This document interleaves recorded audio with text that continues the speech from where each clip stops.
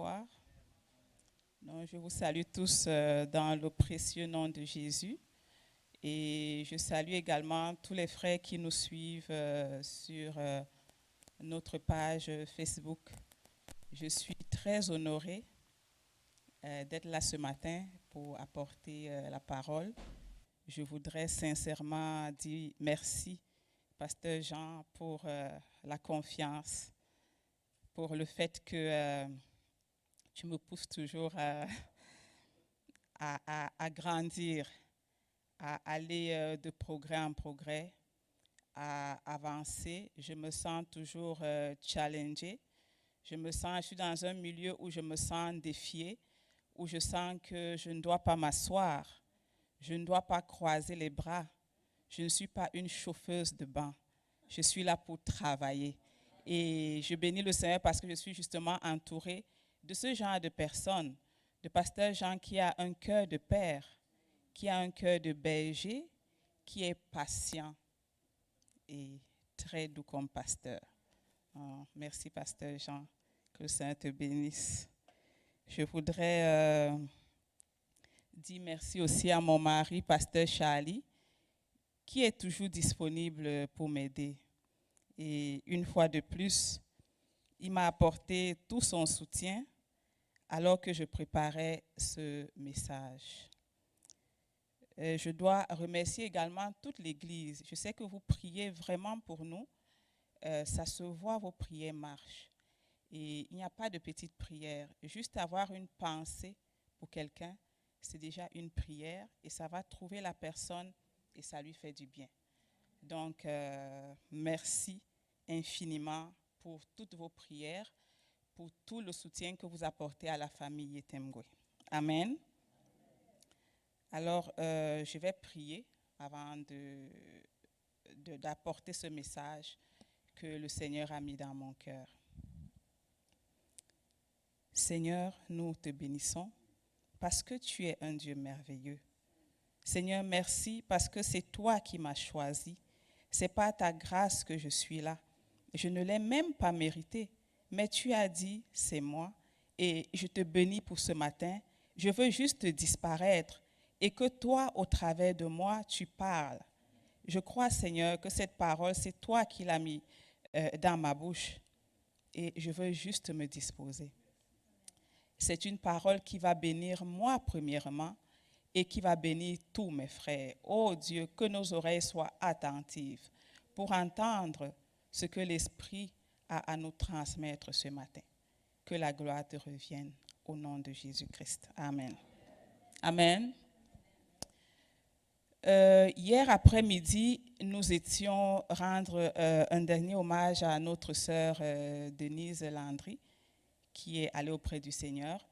Et j'ai été particulièrement marquée par l'hommage que Pasteur Jean a rendu à cette brave dame. Et les thèmes de Pasteur Jean étaient Denise avait une foi ferme. Amen. Denise avait une foi ferme et elle s'en est allée avec cette foi ferme jusqu'au Seigneur. Denise a été malade, mais la maladie ne l'a jamais empêchée de venir tous les dimanches à l'église. N'eût été la pandémie, je pense que Denise serait venue tous les jours. Et hier soir, seule, je disais, c'est sûr que si Denise n'avait pas été emportée par la maladie, qu'elle était morte juste d'une mort naturelle et qu'elle était morte un dimanche, c'est sûr qu'elle serait morte sur sa chaise. Elle serait juste endormie sur sa chaise parce qu'elle était amoureuse de Dieu. Elle était persévérante. Ce qui fait que même avec sa bonbonne qu'elle tirait, elle venait à l'église, elle n'a jamais renié son Christ. Jusqu'à la mort, elle est restée fidèle. Elle a continué à aimer son Seigneur malgré la maladie. Et ça devrait nous interpeller. Ça devrait nous amener à nous poser tout un tas de questions et à se demander, mais pourquoi est-ce qu'on n'est pas persévérant? Pourquoi de moins en moins on est patient? Pourquoi de moins en moins on se supporte les uns les autres? Ça veut dire qu'il manque quelque chose. On commence un ministère, quelque temps après on démissionne parce qu'on trouve que c'est difficile. Mais qui a jamais dit que c'est facile? On n'a jamais dit que c'était facile. Parce que la vie chrétienne est un combat permanent. Amen. Jean 16, verset 33, c'est Jésus qui parle, il dit, « Vous aurez des tribulations dans le monde, mais prenez courage, j'ai vaincu le monde. » C'est Jésus qui le dit. Donc il prophétisait que ça ne sera pas facile. D'où vient-il qu'on pense que ça devrait être facile et qu'on dise, je pensais que ce serait facile. Je ne m'attendais pas à ça. Je n'attendais pas que le frère se comporte comme ça.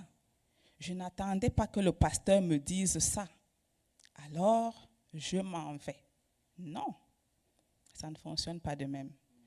Les tribulations font partie de notre héritage.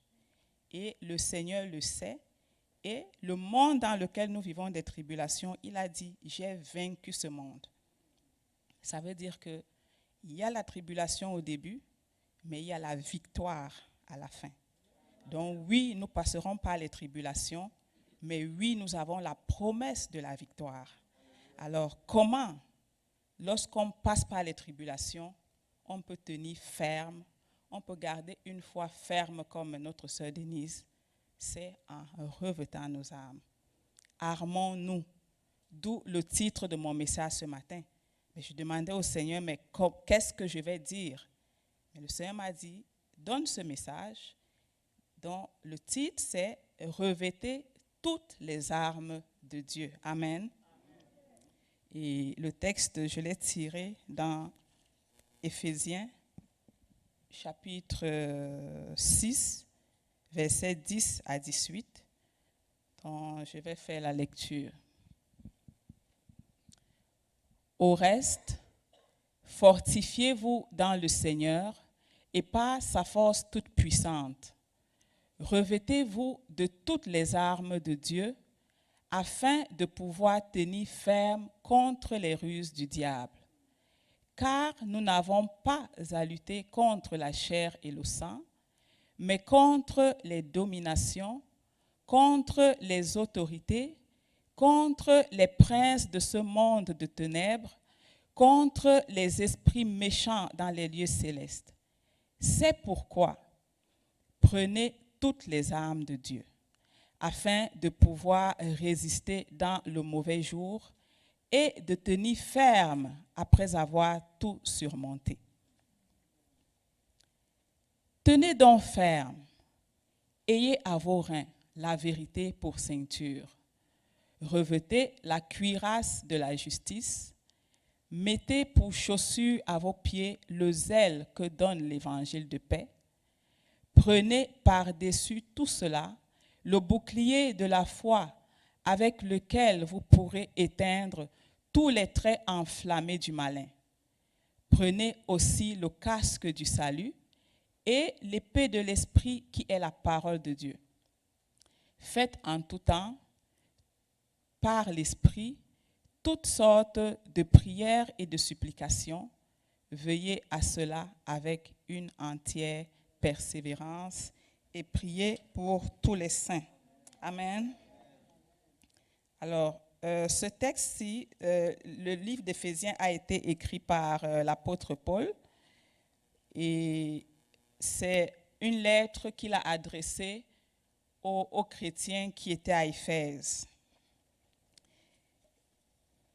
Il s'adresse aussi à tous les saints. Donc, pendant qu'il est en prison, il continue à rendre ministère et il décide d'écrire cette lettre. Et dans cette lettre, Paul nous parle au début des bénédictions que Dieu réserve à tous les chrétiens en Jésus-Christ. Et il parle aussi du salut que nous avons également reçu par la foi en Jésus. Et au chapitre 5, vers la fin du chapitre 5 et tout au début du chapitre 6, Paul va parler des devoirs domestiques et aussi des relations harmonieuses, donc comment nous devons nous comporter pour avoir des relations harmonieuses entre nous. Donc, il va, entre autres, s'adresser aux femmes en leur demandant de se soumettre à leur mari. Aux maris, il va demander en retour d'aimer leurs épouses. Aux enfants, il va demander d'obéir aux parents. Et aux parents, pas d'abuser de leur autorité, mais de ne pas irriter leurs enfants. Il va continuer et il va s'adresser aux serviteurs. Il va leur dire, obéissez à vos maîtres, comme si vous obéissiez directement au Seigneur. Et il va finir en disant aux serviteurs de se soumettre à leur maître. Et c'est ainsi de suite que Paul va leur donner tout un nombre de conseils pour qu'ils vivent en harmonie. Mais en même temps, Paul sait qu'il y aura de l'opposition, il y aura des vents contraires, et il va leur dire, est-ce qu'on peut revenir au début du texte, s'il vous plaît? Il va leur dire au verset 1, « Au reste, fortifiez-vous dans le Seigneur et par sa force toute puissante. » Donc, comme quoi, vous allez puiser votre force dans la relation avec le Seigneur. Donc, à la femme qui a des défis de se soumettre, à l'homme qui a le défi d'aimer, ainsi de suite, vous allez trouver votre force dans le Seigneur. C'est en lui que vous allez puiser votre puissance. Et c'est cette puissance-là qui va vous permettre de développer des relations harmonieuses. Et il va dire, revêtez-vous de toutes les armes de Dieu afin de pouvoir tenir ferme contre les ruses du diable. Alors, il y a des ruses, il y a beaucoup de défis, il faut tenir ferme. Mais avant que Paul nous dise comment faire concrètement pour tenir ferme, il va nous parler de notre ennemi. D'où mon premier point, notre ennemi révélé. Alors, car nous n'avons pas à lutter contre la chair et le sang, mais contre les dominations, contre les autorités, contre les princes de ce monde de ténèbres, contre les esprits méchants dans les lieux célestes. Alors, Paul nous donne une révélation très importante. Et il nous dit, ce n'est pas celui que tu vois, que tu considères comme ton ennemi, qui est réellement ton ennemi.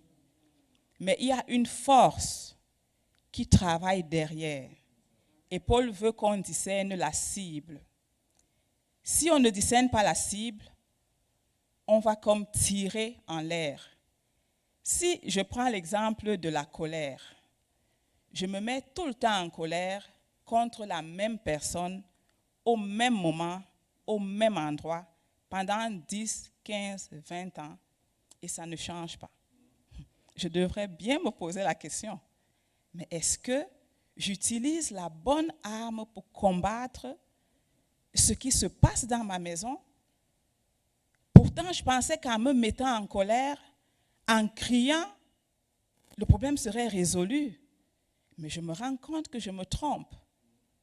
Ça veut dire que là, j'ai utilisé une arme charnelle pour résoudre un problème spirituel.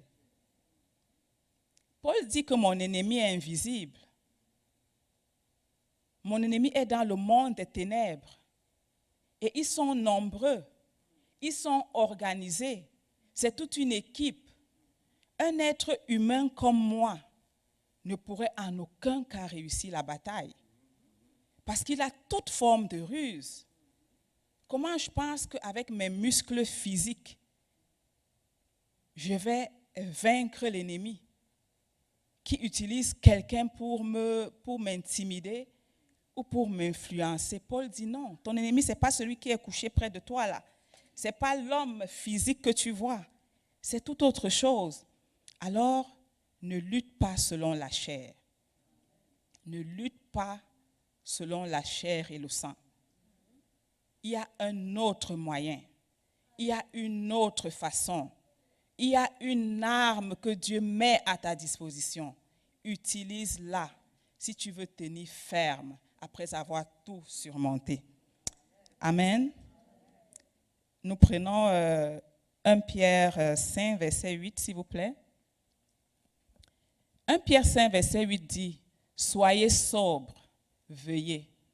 Votre adversaire, le diable, rôde comme un lion rugissant, cherchant qui il dévorera. » En fait, ce qui fait la force du diable, ce n'est pas trop qu'il soit fort, parce que c'est un seul qui est fort, c'est Jésus qui a vaincu la mort. Mais ce qui fait la force du diable, c'est la ruse en fait. Il est rusé, et quelqu'un de rusé, c'est quelqu'un de tellement malin qui trouve toujours quelque chose de mauvais à faire au bon moment et au bon endroit. C'est ça qui fait sa force. Et Paul nous dit que c'est lui notre adversaire et il rôde comme un lion rugissant. Ça veut dire que quand il vient, il fait peur parce qu'il rugit comme un lion. OK? Et il cherche. Ça veut dire qu'il ne relaxe pas. Il travaille fort. Il cherche. Il cherche tout type de chrétiens. Il ne cherche pas seulement ceux qui ne prient pas. Il cherche ceux qui prient comme ceux qui ne prient pas. Ceux qui lisent la Bible comme ceux qui ne lisent pas la Bible. Il cherche tout le monde. C'est pour ça qu'il cherche. Il cherche qui il va dévorer. C'est comme le lion. Le lion dans la savane, s'il voit une biche chétive, il ne va pas la laisser parce qu'il cherche une biche grasse. Il va commencer par là. Ça va être sa collation. Donc, il finit et puis il continue. Pour dire quoi? La proie qu'il trouve sur son chemin, il la prend. Il est sans pitié. Amen. Donc, Paul dit de veiller, d'être sobre. Amen. Donc, et puis, c'est clair que le diable présenté comme tel, aucun de nous ici ne peut s'en sortir.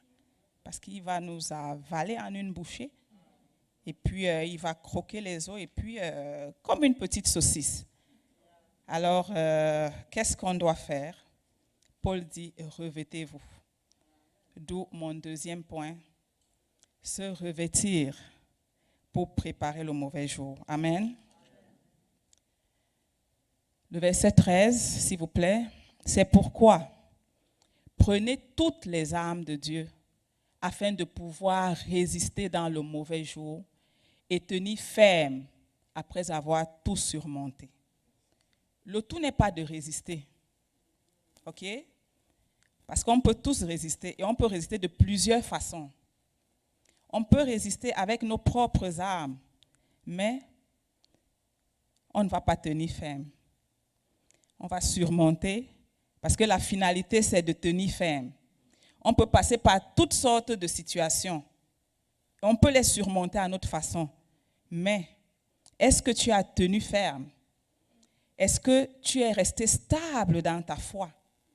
C'est ça le défi. Et c'est ça la méditation. Amen. Alors, c'est quoi le mauvais jour dont Paul parle? Le mauvais jour, c'est le jour favorable que le diable choisit pour nous atteindre. Ça peut être une maladie, ça peut être une séparation, ça peut être un deuil, ça peut être que le diable s'attaque à tes finances, peut-être tu étais un homme d'affaires et puis finalement tu fais faillite.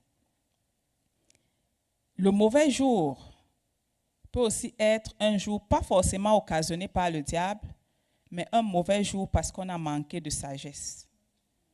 Un mauvais jour parce qu'on a pris une mauvaise décision. Et le mauvais jour est un jour normal pour le chrétien. Ça veut dire que c'est normal que nous, en tant que chrétiens, qu'on passe par le mauvais jour. Donc, passer par le mauvais jour ne veut pas dire qu'on est maudit ou que Dieu nous a rejetés, non. Parce que tout au début, dans Jean 16, 33, on a vu Jésus a dit, vous aurez des tribulations. Pour dire, vous aurez le mauvais jour. Mais prenez courage, car j'ai vaincu le monde. Amen. Donc, il faut garder l'attitude qu'il faut avoir dans le mauvais jour. Donc, dans mon esprit, je dois déjà savoir Rebecca, il y aura toujours un mauvais jour. C'est très important parce que si je ne suis pas consciente de ça, moindre frustration, je vais abandonner. Moindre épreuve, je vais laisser tomber. Mais si je sais qu'il y a quelque part dans la Bible écrit qu'il y aura le mauvais jour qui viendra, et que dans cette même Bible, Dieu me donne la solution pour sortir du mauvais jour, alors je vais me redresser et puis je vais dire, Seigneur, comment faire pour sortir de cette situation? Donc les armes dont Paul nous parle n'empêchent pas le mauvais jour, mais les armes nous permettent de vivre dans le mauvais jour et de sortir du mauvais jour. Parce que le plan de Dieu, ce n'est pas qu'on reste dans le mauvais jour, non. Même David n'est pas resté dans la vallée de l'ombre, de la mort. Il a marché jusqu'à sortir.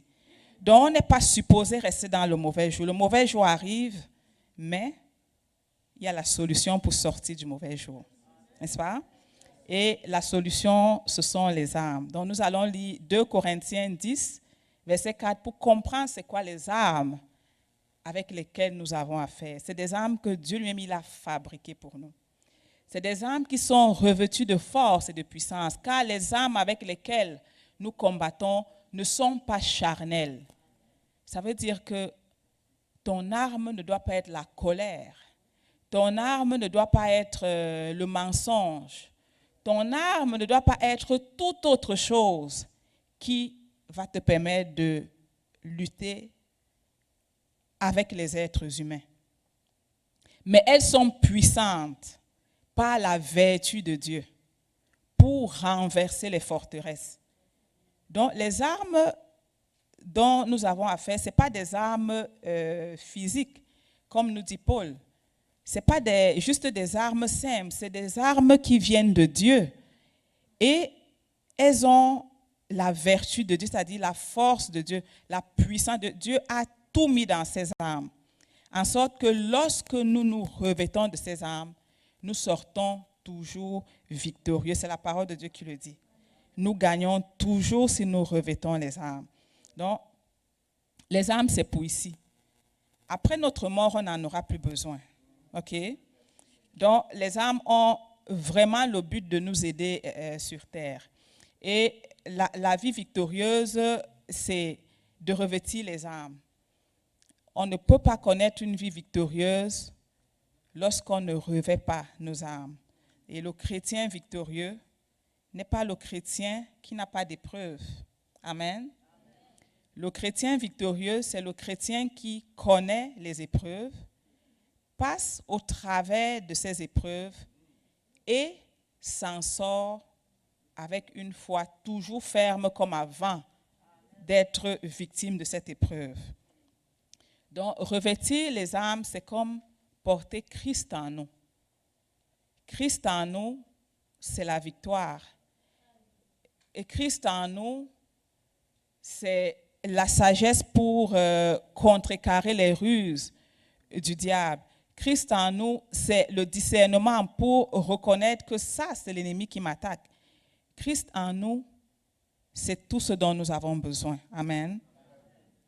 Donc, la finalité, c'est de tenir ferme. Et Paul, concrètement, il va nous dire comment faire pour tenir ferme. Et ça va être mon 3e point. Tenir ferme, comment?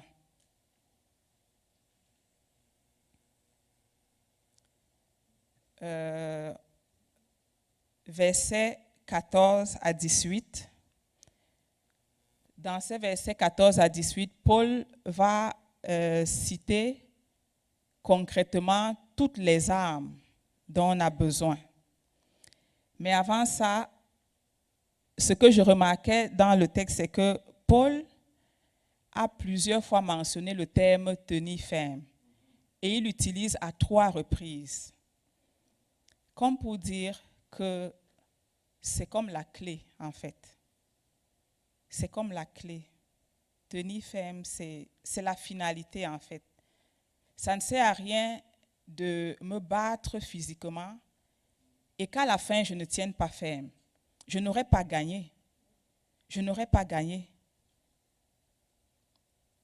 Donc, dans le dictionnaire Larousse, tenir ferme, c'est rester debout. C'est garder sa position comme au départ. Amen. C'est ne pas changer sa confession. Par exemple, notre sœur Denise, elle a toujours aimé Dieu jusqu'à la mort. La maladie ne l'a pas fait changer sa confession. Et pasteur Jean disait que Carole lui avait dit que maman avait, même la veille de sa mort, elle priait. C'est ça. Et elle a tenu ferme. Donc, sa confession n'a pas changé. Elle a toujours cru que Jésus est son Seigneur et elle a gardé jusqu'à la fin. Et c'est ça qui l'a maintenue. Et aujourd'hui, elle relaxe. Elle relaxe en ce moment. OK? Donc, tenir ferme, c'est rester maître des lieux. C'est rester maître des lieux. C'est de ne pas vaciller. Oui, après la guerre, il y a des soldats qui sont ressortis avec soit un pied coupé, soit avec une main coupée, mais ils ont eu la victoire pareil parce qu'ils sont restés fidèles et loyaux envers leur pays. Donc, ils n'ont jamais démissionné en disant, à partir d'aujourd'hui, je ne suis plus américain parce que je suis allé en guerre, j'ai perdu mon bras ou j'ai perdu mon pied. Ils sont restés fermes. Et c'est ce que nous devons également faire, de rester fermes.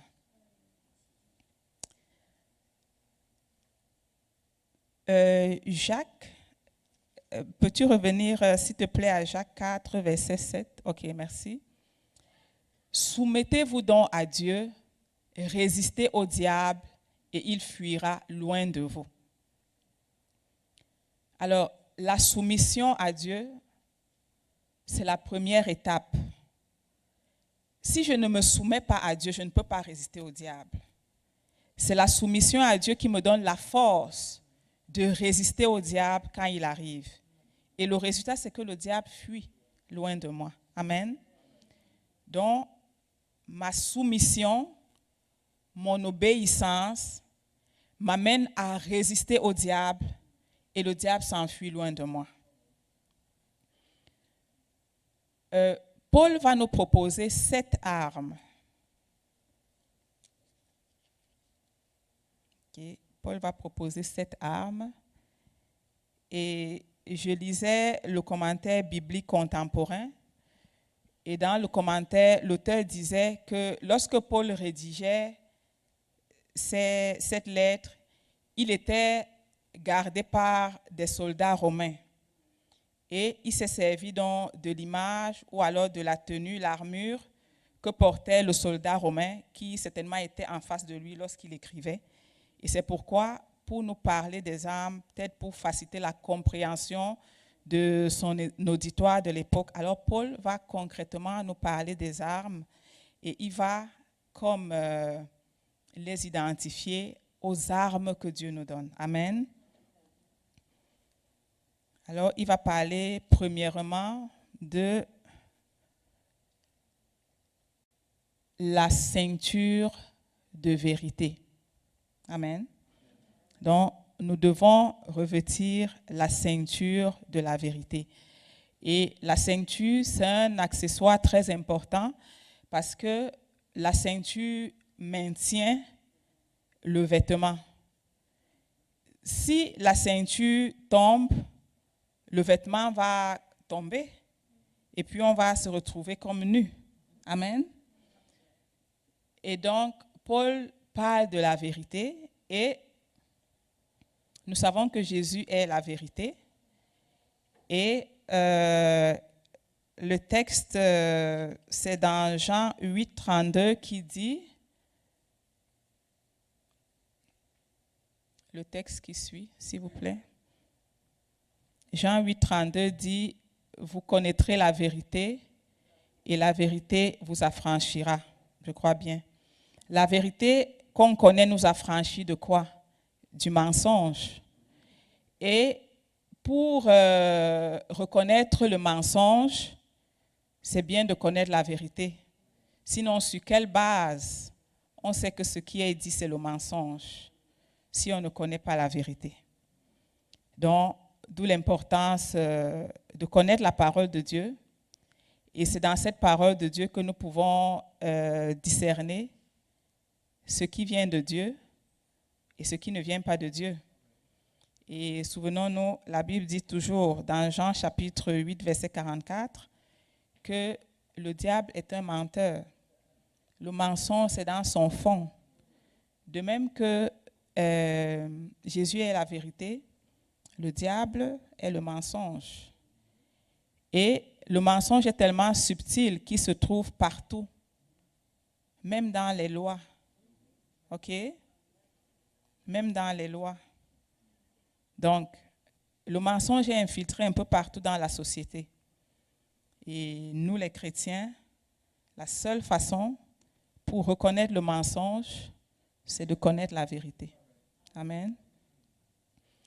Et le diable va toujours se battre pour détacher notre ceinture, pour remplacer la vérité que nous connaissons ou que nous sommes en train de chercher à connaître par le mensonge. D'où la nécessité pour nous de serrer et de nous battre à travers la connaissance de la parole de Dieu pour pas que le diable nous enlève la ceinture. Le diable aussi a des armes. Sa ceinture, c'est le mensonge, puisqu'il est le père du mensonge. Amen. Alors, Jésus, lorsqu'il a été tenté, a utilisé la parole. Il était la vérité. Il a utilisé la parole et c'est la parole qui lui a permis de vaincre.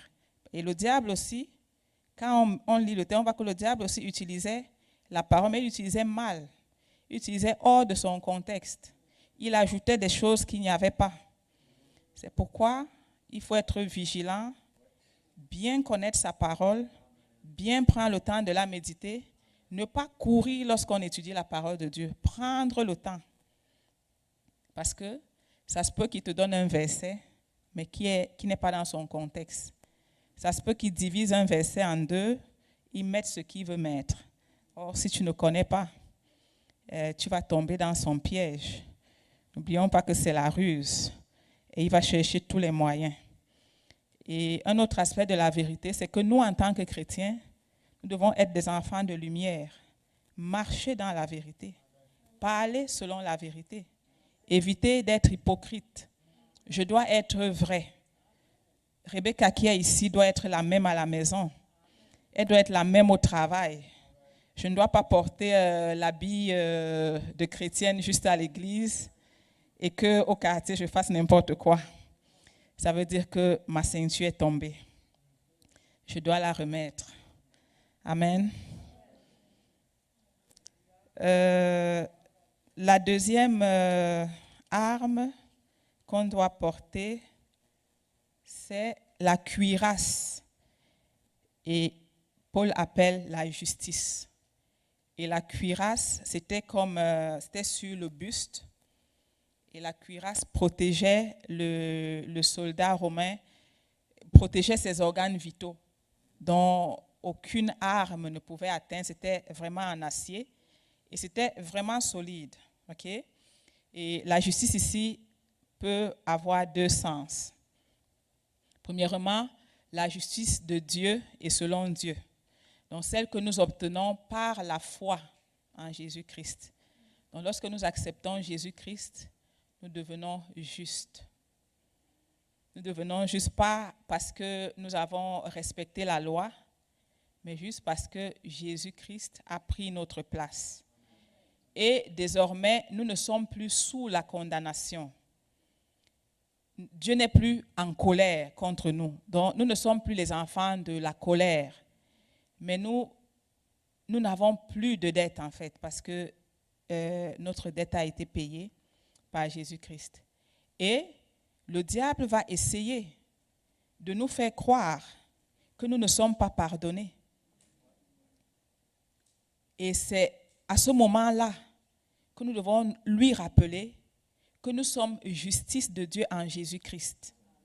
Nous devons lui rappeler ça. S'il nous dit que nous ne sommes pas pardonnés, ne dis juste pas menteur. Parce que si tu lui dis menteur, il va dire, ah oui, tu m'as appelé. Cite-lui la parole. Cite la parole qui prouve que ce que tu dis est vrai. Tu peux par exemple lui citer Romains 8, 1 qui dit, il n'y a donc maintenant aucune condamnation pour ceux qui sont en Jésus-Christ. Si tu le dis, ça te rassure tout de suite. Et puis, le diable s'envoie, il fuit. Et puis, on a vu que pour que le diable s'enfuit, il faut se soumettre à Dieu et résister. Amen.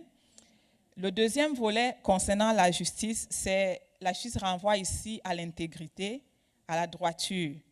Donc, en tant que chrétiens, nous devons être intègres et droits aux yeux des hommes, aux yeux de la société, n'est-ce pas? Par exemple, comme Pasteur Jean aime souvent le dire, tu es fonctionnaire et puis tu as 15 minutes de pause et tu en prends plus. D'accord? C'est 15 minutes qui est prévu. Si tu en prends plus, tu n'es plus intègre. Ta cuirasse vient de tomber.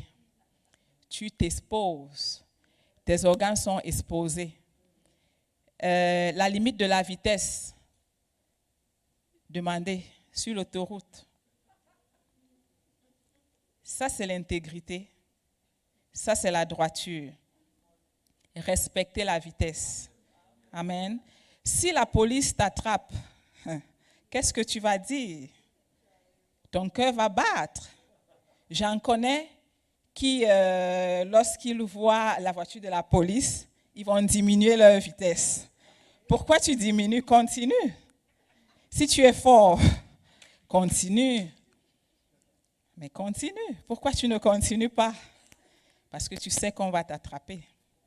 Et si on t'attrape, tu vas dire non, j'avais respecté la vitesse. Là, tu as déjà menti. Non seulement la cuirasse est tombée, la ceinture aussi vient de tomber. Là, tu es exposé, mais alors très exposé. Les impôts. Le chrétien doit être intègre. Le chrétien doit être droit. Paye tes impôts. OK? Si pendant que le gouvernement tire par hasard et tombe sur toi, tu vas payer pour. Et on va appeler l'église pour prier. Pourtant, ça a commencé un jour, ok? Ça a commencé un jour, tu as juste lâché la cuirasse et puis le fisc tombe sur toi et puis, écoute. Donc, cette justice est très importante parce que les hommes nous regardent et nous observent. Si on n'est pas droit, si on n'est pas juste, on ne peut pas apporter la lumière dans le monde. Amen. La troisième arme, les chaussures. Donc Paul appelle cela le zèle. Il dit, le zèle, c'est l'empressement au service. C'est être prompt à aller faire de bonnes choses, aller annoncer la bonne nouvelle. Et pour le dire simplement, ici, Paul parle de l'évangélisation. Et vous allez me demander en quoi l'évangélisation est une arme.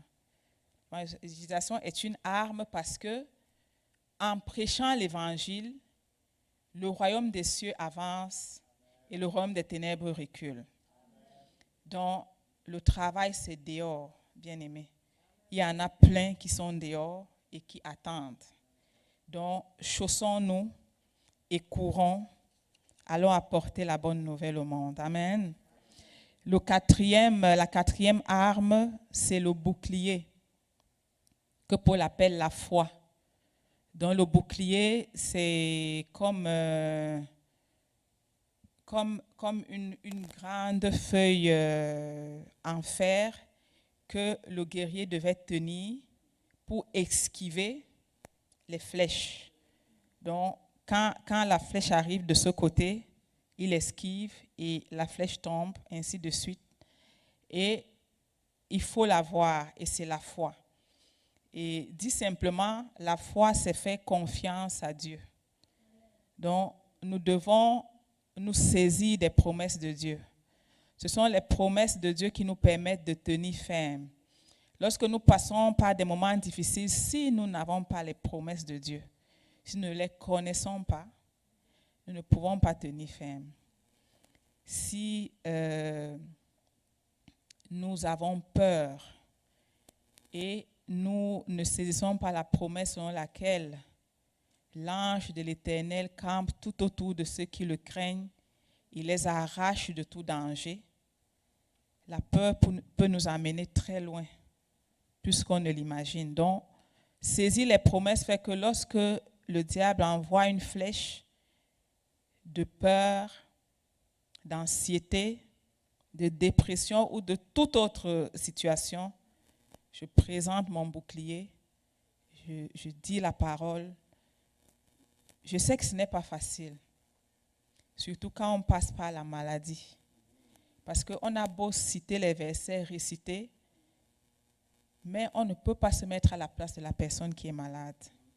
Mais on a quand même la promesse que même quand on passe par le feu, on ne se brûle pas parce que Dieu est avec nous.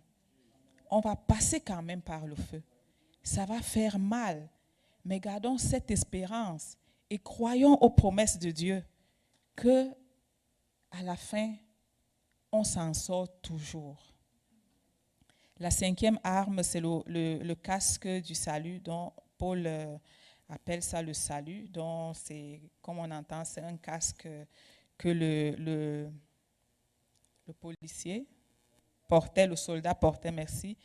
Donc, ici, je dois vraiment avoir l'assurance de mon salut, parce que justement, le diable va me faire croire que je ne suis pas sauvé. Mais il faudrait, une fois de plus, que je lui montre dans la parole de Dieu que je connais bien, que je mets bien en pratique, que je suis capable de bien citer, lui rappeler que je suis sauvé parce que la parole de Dieu le dit. Une autre chose très importante, parce que ça se passe au niveau de la tête, et la tête, c'est comme un champ de bataille. Il y a tellement de pensées qui entrent et sortent. Beaucoup de choses qu'on pense nous arrivent, simplement parce qu'on pense et on médite. Si elles sont bonnes, elles nous arrivent pareil. Si elles sont mauvaises, elles nous arrivent pareil. Donc c'est important de garder nos pensées en Christ, de nous laisser transformer et renouveler chaque jour par la parole de Dieu. Amen. Ok, la sixième arme, c'est l'épée de l'esprit, la parole de Dieu. Et la parole, l'épée, c'est la seule arme offensive. Amen. Et une arme offensive, c'est une arme qui nous permet d'attaquer. On ne peut pas attaquer avec la ceinture, on ne peut pas attaquer avec la cuirasse, c'est juste pour se protéger. Mais avec l'épée, on peut attaquer. Et dans le combat, il y a des moments où on va se protéger, mais il y a des moments où on doit absolument attaquer. On doit absolument attaquer. Il y a un moment où on aura besoin de tailler en pièces notre ennemi, comme David le disait. On aura besoin de secouer notre épée pour couper, pour déchirer, pour arracher. Mais on ne peut pas le faire avec le casque. Parfois, on dit « je suis sauvé, ça suffit ». Non, non. Tu ne peux pas te défendre avec le salut, mais tu peux te défendre avec la parole de Dieu. Hébreux 4, 12. Hébreux 4, 12. Non, Hébreux 4, 12. On n'avait pas mis ça. Hébreux 4, 12.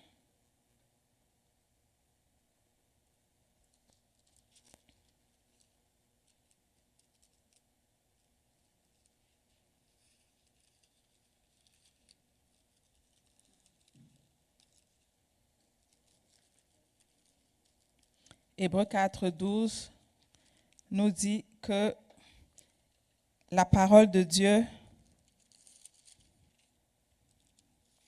excusez, merci. Car la parole de Dieu est vivante et efficace, plus tranchante qu'une épée quelconque à deux tranchants, pénétrante jusqu'à partager âme et esprit, jointure et moelle, elle juge les sentiments et les pensées. Amen. Donc, la parole de Dieu est une arme. Et quand on regarde toutes les armes que je viens de citer, on voit que la parole de Dieu est comme le jus pour toutes ces armes. C'est la parole de Dieu qui les bonifie, l'épée de l'esprit. Et si on veut marcher dans la vérité, on a besoin de la parole de Dieu. Si on veut avoir la foi pour éteindre les traits enflammés de l'ennemi, on a besoin de la parole de Dieu. Au commencement était la parole était avec Dieu, la parole était Dieu, et toutes choses ont été créées par la parole. Et la Bible dit que rien de ce qui a été créé n'a été créé sans la parole. Toutes choses ont été créées par la parole. Ça veut dire que finalement, tout tourne autour de la parole. Ça veut dire qu'on ne peut pas avoir une vie chrétienne victorieuse sans la parole. La parole a tellement de bénéfices,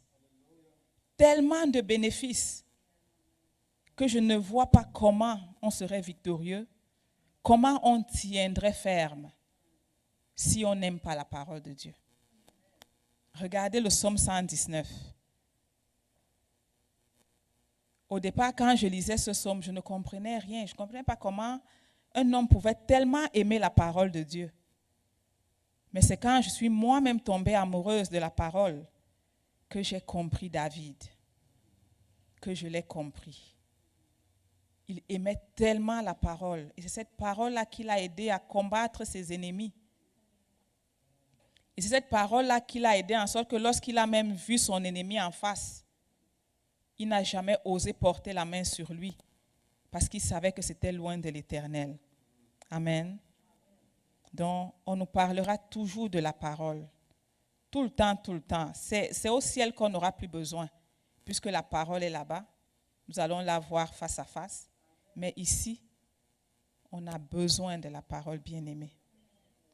Portons nos armes. La 7e, c'est la prière persévérante. Paul dit, faites en tout temps par l'Esprit toutes sortes de prières et de supplications. Veillez à cela avec une entière persévérance et priez pour les saints.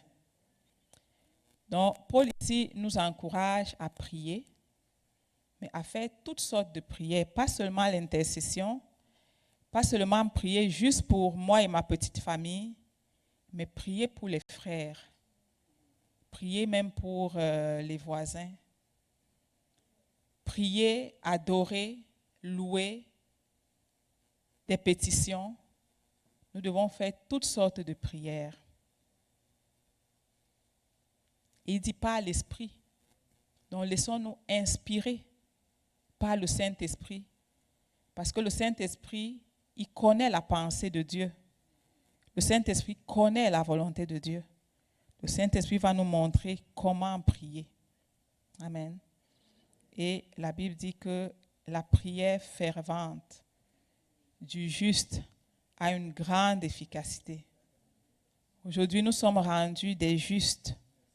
Ça veut dire que notre prière peut avoir une grande portée pour notre maison, pour notre Église, pour notre nation. Soyons des hommes et des femmes de prière. Ne prenons pas une seule arme et laissez les autres. Tu ne peux pas dire que tu pries 1 heure par jour. Et on te demande combien de temps tu prends pour lire, méditer la Bible. Tu dis 5 minutes. On s'entend que ce n'est pas équilibré. Comment tu vas prier si tu ne connais même pas la parole de Dieu? Parce que c'est la parole de Dieu qui te dit c'est comment prier. C'est la parole de Dieu qui te dit comment prier, qui te dit la volonté parfaite de Dieu. Et tu enlignes tes prières en fonction de ce que tu as appris dans la parole de Dieu. Amen. Je vais inviter l'équipe de louange, s'il vous plaît, pour mon mot de la fin. Merci. Merci, mon hôte. Alors, pour mon mot de la fin, on va parler du sermon de Jésus. Un petit exemple que je prends sur les dernières paroles, la conclusion du sermon de Jésus sur la montagne.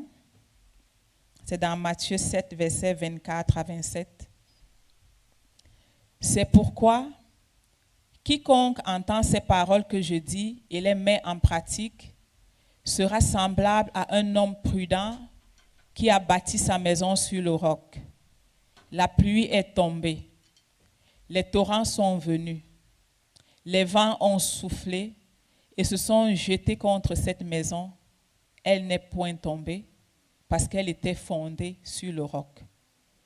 Mais quiconque entend ces paroles que je dis et ne les met pas en pratique sera semblable à un homme insensé qui a bâti sa maison sur le sable. La pluie est tombée, les torrents sont venus, les vents ont soufflé et ont battu cette maison. Elle est tombée et sa ruine a été grande. Amen. Ici, Jésus nous donne simplement une illustration de deux maisons construites par deux hommes. Ce que ces deux hommes ont en commun, c'est qu'ils ont eu accès à entendre la parole de Dieu.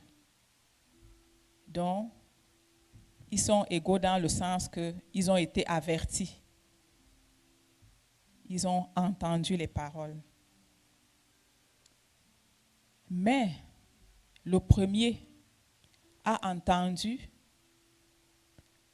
et il a mis en pratique.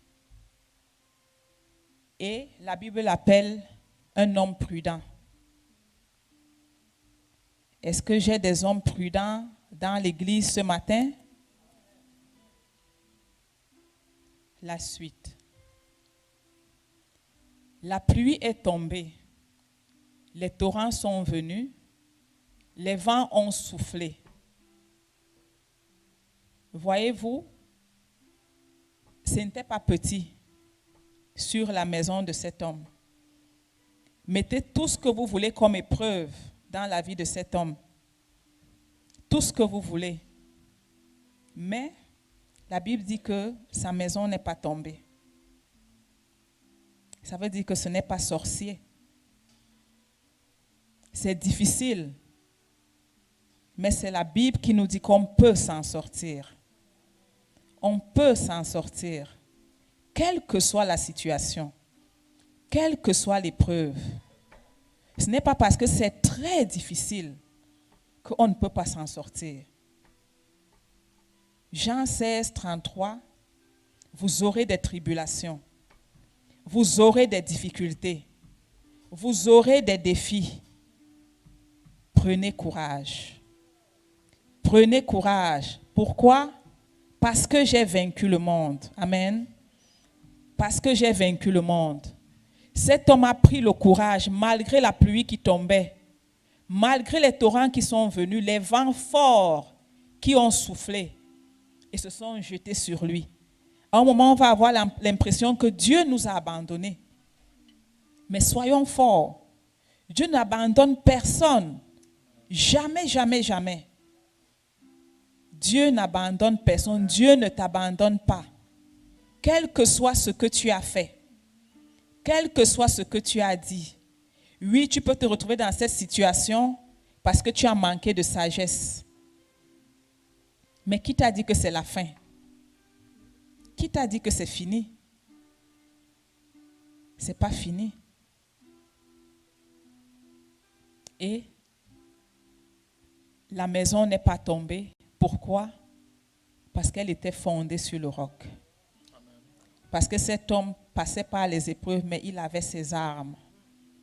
Il n'a pas déposé. Il pouvait même peut-être se décourager, mais il s'est vite ressaisi. Il a saint serein, il a levé la tête, il a continué à avancer. Malheureusement, le deuxième avait aussi entendu comme le premier. Mais il s'est mis à raisonner. Il s'est mis à discuter, à se demander pourquoi il devrait faire ça. La Bible l'appelle un homme insensé. Je prie qu'il n'y ait pas d'insensé parmi nous. Que je ne sois pas une femme insensée. Que tu ne sois pas une femme insensée. Que tu ne sois pas un homme insensé ce matin. Parce que la finalité de l'homme insensé, c'est qu'il n'a pas mis en pratique. Il a quand même bâti sa maison. La Bible dit qu'il a bâti sur le sable. Et nous connaissons la suite. La pluie est tombée. Les torrents sont venus. Les vents ont soufflé et ont battu cette maison. Elle est tombée et sa ruine a été grande. Pourtant, il avait aussi entendu la parole. Pourtant, il était à l'église ce jour-là. Il était assis sur une chaise. Il était assis sur une chaise. Mais il n'a pas considéré l'avertissement. Il n'a pas revêtu ses armes. Et voici que la ruine est grande. Comment va-t-on le relever? Comment va-t-on le relever? Mais ce n'est pas trop tard non plus pour celui-là. Parce que tant qu'il y a la vie, il y a de l'espoir. Alors si tu es un insensé ce matin, tu peux devenir un homme prudent. Tu peux devenir un homme sage. On a toujours avec Dieu la possibilité de recommencer. Et de recommencer. Et de demander pardon. Et d'être pardonné. Et d'être restauré. Et d'être renouvelé. Que le Seigneur nous aide à garder sa parole, à porter nos armes, à avoir notre épée prêt à nous défendre. Que le Seigneur nous bénisse. Merci, Pasteur Jean.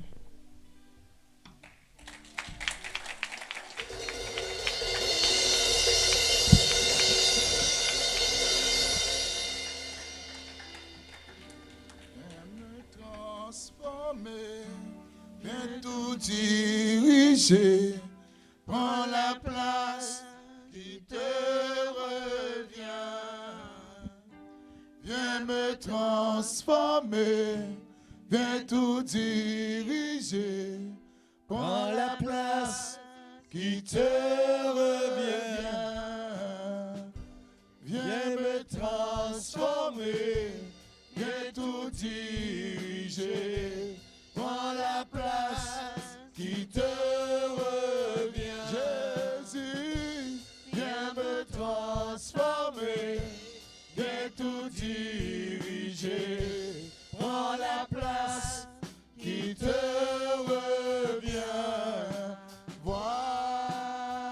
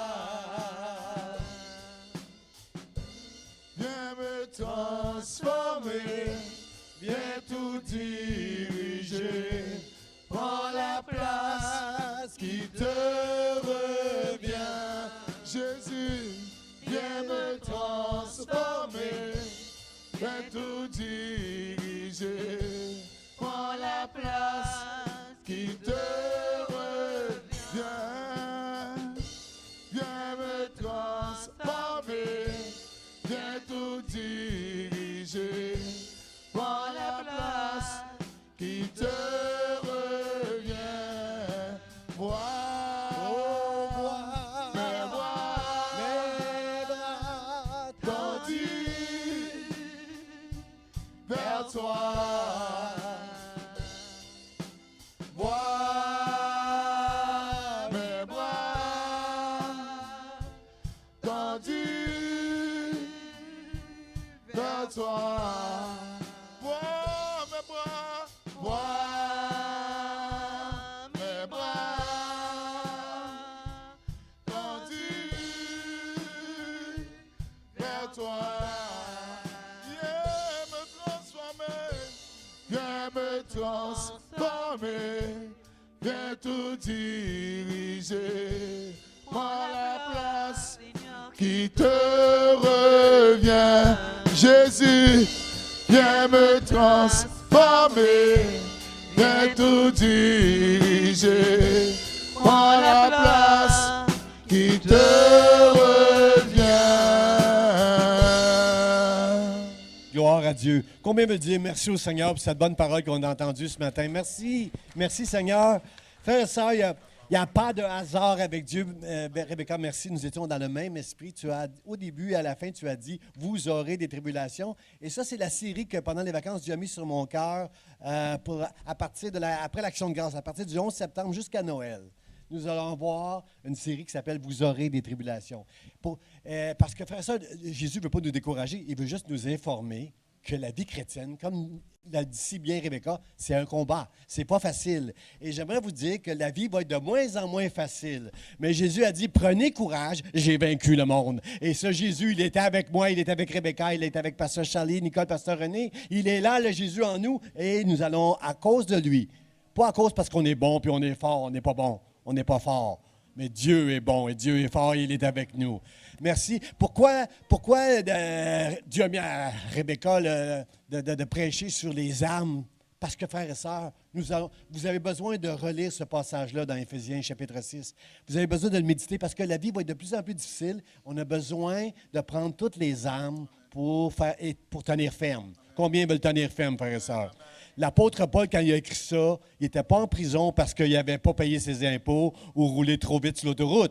Il n'a rien fait de mal. Il est en prison parce qu'il prêche l'Évangile et il ne dit pas « pauvre de moi ». Il dit « gloire à Dieu » et il nous enseigne au travers de Rebecca ce matin. Prenez vos armes, prenez les armes. La vie va être de plus en plus difficile, mais nous allons rester ensemble à l'Église d'Espoir. Nous allons nous aider les uns les autres.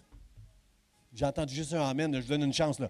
Nous allons nous aimer les uns les autres, prendre soin les uns des autres et nous allons ensemble traverser ce combat et rester tenus fermes dans le nom de Jésus. Amen, amen. Seigneur, on veut te dire merci ce matin pour tout ce qui a pris place ici, que nos cœurs soient remplis, Seigneur, et qu'on puisse être revêtus de toute cette armure, Seigneur, qu'on peut lire dans Éphésiens chapitre 6. Merci pour la parole que tu nous as donnée. Merci de nous préparer, Seigneur, à tout ce qui va prendre place dans ce monde autour de nous. Mais Seigneur, nous savons que tu nous aimes. Nous savons que tu nous as aimés. Nous savons que tu nous as choisis. Et nous savons que nous allons vaincre dans le nom de Jésus. Amen, amen. Soyez bénis. Bon dimanche à chacun de vous. Amen. Je veux danser et louer. Peu importe ce que je vis. Le ressuscité vit en moi.